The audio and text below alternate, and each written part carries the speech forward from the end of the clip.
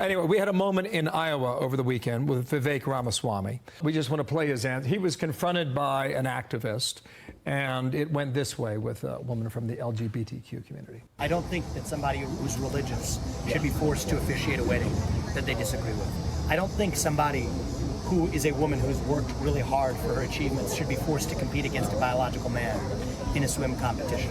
I don't think that somebody who's a woman that respects her bodily autonomy and dignity should be forced to change clothes in a locker room with a man.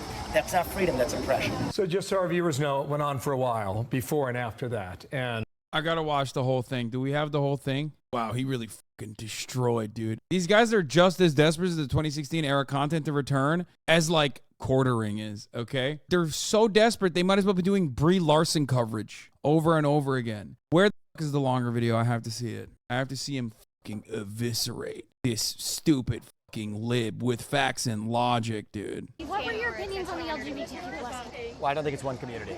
Really? Yeah, I mean, how could it be? Just mash together an alphabet soup. Trans is fundamentally in tension with gay, if you ask me. But what's your opinion?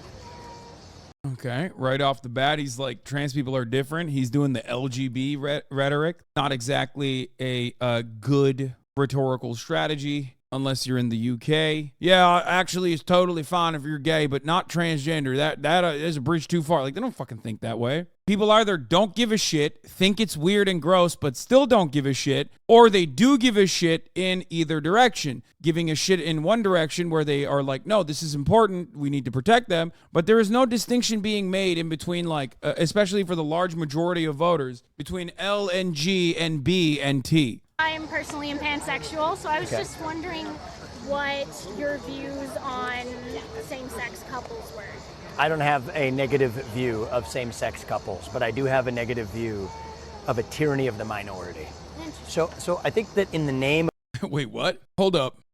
Based electoral college destroyer Vivek Ramaswamy? My man said tyranny of minority. Hello, the bourgeois dictatorship. We do not want that. We want the proletariat dictatorship, the tyranny of majority. That goes against America being a constitutional republican, for the record.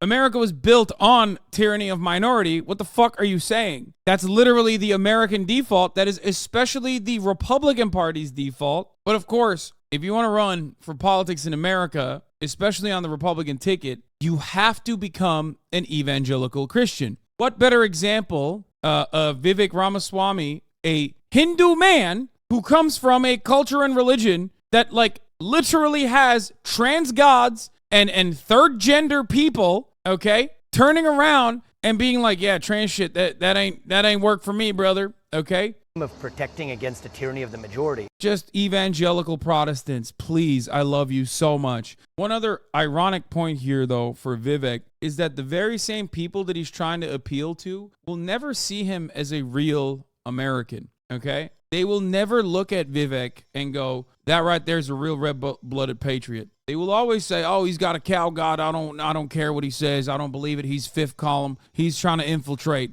American society. So that's also the other aspect of this. Like, you can maybe get a cabinet position, right? But like, one of the good ones won't get you all the way to the top. That's my point. And there are times in this country's history where we have had a tyranny of the majority. We have now, in the name of protecting against tyranny of the majority, created a new tyranny of the minority. And I think that that's wrong. I don't think that somebody who's religious should be forced to officiate a wedding. Wait, talk about tyranny of the minority. Bitch, what the fuck do you mean? If we're talking about religion, brother, there are far less Americans who would use religion as a reason to be bigoted towards gay people than people who are open-minded and understanding and tolerant of the LGBT, okay? That is quite literally tyranny of minority. What you just explained is tyranny of minority. 75% of the fucking country thinks gay marriage should be legal, and you're over here talking about tyranny of minority. For the gays. Like, the gays are the minority that's doing tyranny. Shut the fuck up, dumbass. Is this really the own? Is this really the own that he's fucking posting here? God, I hate conservative movement. They're so stupid. It's like that old adage where you just can't play chess with a pigeon because the pigeon is always going to knock over the fucking chessboard. piss and shit everywhere. Like, having a conversation with conservatives is like having a conversation with a fucking moron. I mean, it is. The more moronic you get, the more you get celebrated by other morons that are just marginally less smart than you. And they're like, hell yeah, you fucking dunked on them.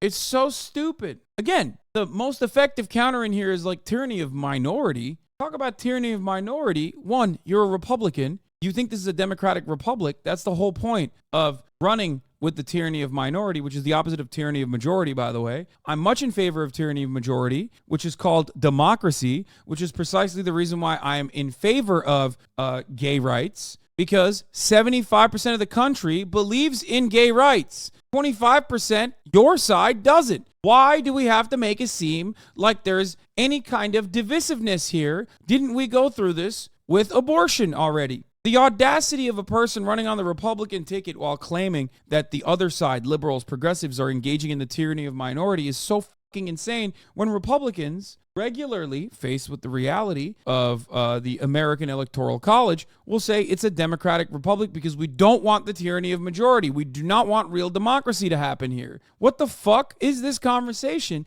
How the fuck do you run this and go, oh man, he really owned that pansexual libtard? Fucking insane. That they disagree with.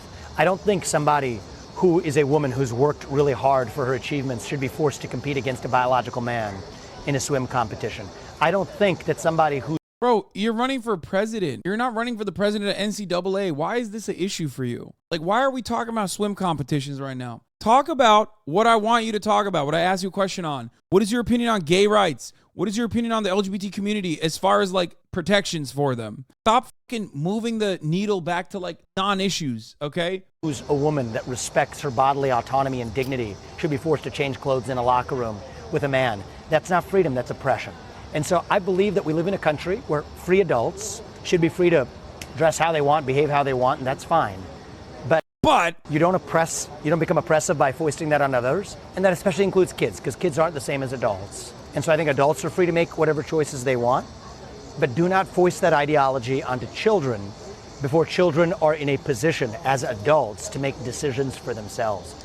And so I think a lot of the frustration in the country, and if I'm being really honest, that I also share, comes from that new culture of oppression where saying those things can actually get somebody punished. And in my case, it's part of why it's my responsibility. The funniest part about this argument is that, like, it's, again, pure projection. Conservatives are doing forced ideology because their worldview revolves around stopping other people from being themselves. But, of course, they can't just run it on that front. So they have to, again, switch the narrative and be like, we are not against barring women from having bodily autonomy. We're for protecting the baby's life. We're not against barring trans women from existing in society. We're against trans women participating in normal aspects of living in society. We just don't want that to happen. But we're not saying we should ban trans people. I mean, no, we would never say that. It's almost always a much more tolerant framework on something that is otherwise super intolerant, which is why there's always within the Conservative Party voters that don't truly believe that the Conservative Party is for a fuck ton of the issues that they are for. They're like, oh no, they would never be for that. I don't believe you. Until they actually do push for it. Until they actually do enact legislation. Until they actually do criminalize abortion, for example. And then you can't really lie about it anymore. You just gave the game away. To say them, and I respect that you may have a different opinion, and that's okay. Be civil and have this conversation, and that we live in a country that still gives us, each of us, the right to speak to a presidential candidate and back, and still say that we pledge allegiance to the same nation. So I think that's the beauty of our country, and that's my honest opinion. Awesome. Well, Thanks. thank you very much. I appreciate that. Thank you for your civility as well. I appreciate it. Let's do the Jessica Tarloff Fox 5. On the trans issue, for instance, our own Fox polling shows that 57% of Americans think that trans kids and their families being the target of political attacks, and these anti-trans bills, is a major problem. When you look at the actual numbers of kids that are, for instance, they have gender dysphoria and they're getting top surgery, how many kids do you think got top surgery last year? Under 300. Then think about an issue that's really important to Democrats. Is that for like children? 300? Minors. Children. Yes. That's an Interesting. How many of them got it as trans affirmative care, as gender affirming care that is specifically for trans people? How many minors got nose jobs? Well, that's normal children, so that's fine, right? atrocity. But continue. Okay. But over 5,800 kids were victims of gun violence, for instance. I don't hear Republicans talking about that. Tyranny of the minority. That's a really good deflection strategy, by the way. Excellent. Comparison. It absolutely isn't. It's a priority on the right to talk about trans issues, a priority on the left to talk about gun violence, which affects more people. Abortion is another instance of the Oh, she did such a good job. Oh, my God. Which, by the way, technically, I mean, I agree with her, but that's not a direct comparison. It's obviously whataboutism. If you truly, truly, truly believe that, like, minors getting medical procedures is, like, devastating, you're shifting the direction away to something that is way more damaging, which in our minds makes sense because we're like, well, you know, that's true. But I don't give a fuck because the reality is that's how you debate. That's what every good debater is doing. They are engaging in logical fallacies, misdirection, deflection, but then also justifying it by using rational rhetoric to say, hey, listen, if you care about children's lives, then yeah, of course you have to talk about gun control. What do you mean? It's great.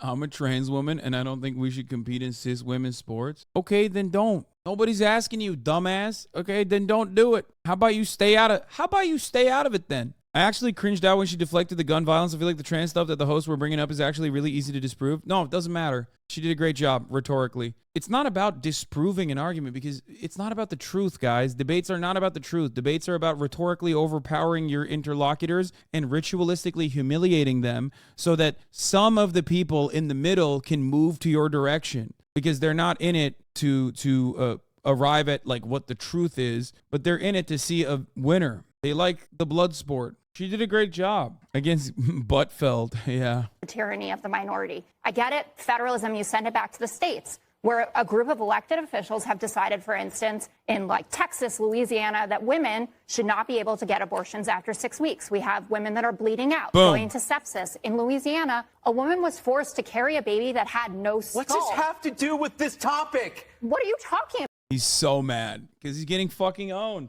Look at that. Hysterical, yelling like a woman.